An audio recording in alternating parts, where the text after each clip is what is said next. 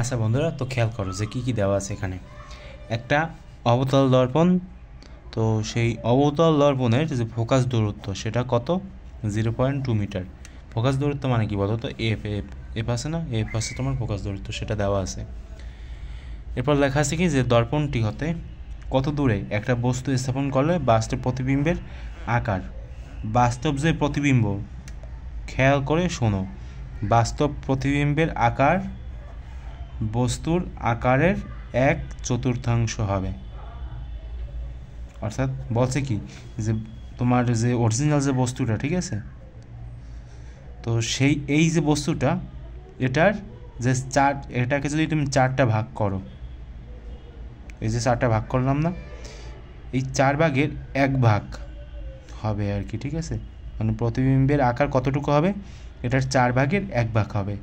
মানে কত দূরে স্থাপন করলে, মানে আয়না থেকে কত দূরে স্থাপন করলে এই বস্তুটার 4 ভাগের 1 ভাগ হবে, এই যে তোমার প্রতিবিম্বটা, সেটা আর কি বের করতে বলছে। বুঝতে কি পারছো? তো দেখো কি দেওয়া আছে, আমরা একটু লেখি এখানে যে আমাদের এফ দেওয়া আছে। এফ কোথায় পাইলাম? এই যে এফ দেওয়া আছে। তো কোশ্চেনটা আগে তোমরা উঠাই নিও, ঠিক আছে, খাতায়, তাহলে সুবিধা হবে করতে। তো এফ পাইলাম, এরপর কি দেওয়া আছে? আচ্ছা দেখো, এখানে কিন্তু প্রতিবিম্বের আকার সেটা হচ্ছে তোমার 1/4 অরিজিনাল বস্তুর থেকে। তার মানে আমরা বলতে পারি কি বলতো, এম সমান সমান হচ্ছে -1/4। আচ্ছা গেল। এরপরে এখানে তোমার যে দূরত্ব কি? দূরত্ব হচ্ছে তোমার ইউ, ঠিক আছে। মানে ওই যে তুমি যে বস্তুটা, এই যে বড় যে বস্তুটা না, এটা হচ্ছে মূলত মানে এই যে আয়না থেকে এটার যে দূরত্ব, এটা হচ্ছে তোমার ইউ। আর প্রতিবিম্বের যে দূরত্ব, এই যে প্রতিবিম্বটা না, এটা এটা যেথাই হোক, মানে সেখানে মানে আয়না থেকে যে দূরত্ব, সেটা মানে কি? সেটা মানে হচ্ছে তোমার ভি। সেটা হয়তো সবাই জানো যে প্রতিবিম্ব, আমি এখানে আর কি উদাহরণস্বরূপ আর কি দিলাম আর কি, এখানে তো আর হবে না। প্রতিবিম্বের যে দূরত্ব সেটা হচ্ছে তোমার ভি। আচ্ছা, তো এরপরে আর কি দেওয়া আছে? আর কিছু দেওয়া নাই, সমস্যা নেই, আমরা এখন ম্যাথ করব। তো দেখো, আমরা এই সূত্র সবাই জানি, 1/v + 1/u ইকুয়াল হচ্ছে তোমার এফ। এটাকে তো আমরা 1 নং সমীকরণ দাও দিলাম। এরপরে আমরা বিবর্ধনের সূত্র জানি, -v/u, এটাকে আমরা 2 নং সমীকরণ দিলাম। দেখতে থাকো যে আমি কীভাবে কি বের করি, ঠিক আছে। এগুলো সহজ আছে, এমন না যে অনেক কঠিন, এগুলো 2 একবার করলে বুঝে যাবা। আচ্ছা, তো 2 নং সমীকরণ হতে দেখো এখানে কিন্তু এম এর মান দেওয়া আছে না? হ্যাঁ দেওয়া আছে। তার মানে এখন আমরা এখানে লিখতে পারি যে 2 নং সমীকরণ থেকে বাংলা ভাষায় লিখবো, আমি চিহ্ন দিলাম যে মাইনাস, এই যে -1/4 ইকুয়াল আছে তোমার -v/u। তো এখান থেকে কি করতে পারি?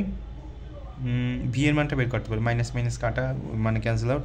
তো এখানে ভি সমান সমান ইউটা যদি উপরে চলে যায়, u/4। বুঝতে কি পারছো? এখন আর কি করতে পারি? এখন আমরা সমীকরণ 1 থেকে পাই, লিখতে পারি যে সমীকরণ 1 থেকে পাই, এখানে লিখবা, বাংলা ভাষায় লিখবা, সমীকরণ 1 থেকে পাই কি পাই? 1/v + 1/u সমান সমান হচ্ছে 1/f। আচ্ছা, তো এখান থেকে আমরা এফ পাইছি, ভি পাইছি, এই যে ভি। তো ভি এর মানটা এখানে লিখে দেই, 1/u/4 + 1/u সমান সমান হচ্ছে তোমার 1/f। এফ মানে কি? এফ মানে হচ্ছে তোমার 0.2 মিটার। আচ্ছা দিলাম। এখন কি করতে পারি? এখন এখানে হচ্ছে তোমার এই যে 4/u হবে প্লাস 1/u সমান সমান হবে 1/0.2। আচ্ছা, তো এখন কি করতে পারি? এগুলো হচ্ছে তোমার সাধারণ, ওকে দেখতে পাচ্ছ না তোমরা, সরি, আমি আসলে এতক্ষণ দেখি নেই, খেয়াল করিনি ক্যামেরার দিকে। তো দেখো আবার একটু বুঝিয়ে দিই যে এই যে 1/v না, 1/v এর বদলে আমরা এখানে কি লিখলাম? u/4, ঠিক আছে। কোথায় পাইলাম u/4? এই যে ভি এর যে মান u/4, ঠিক আছে, প্লাস দিলাম 1/u, এই যে 1/u, এরপর এফ এর মান বসিয়ে দিলাম। এফ এর মান কোথায় পাইলাম? এই যে এখানে লেখা আছে না এফ এর মান। আচ্ছা, আমি খুবই দুঃখিত তোমরা দেখতে পাও নি, আসলে আমি এতক্ষণ ক্যামেরার দিকে খেয়ালই করিনি। তো দেখো 1/0.2 লিখলাম। এরপরে 4 কোথায় পাইলাম ভাই? এই যে 4 উপরে উঠে গেল, 4/u + 1/u সমান সমান হচ্ছে তোমার 1/0.2।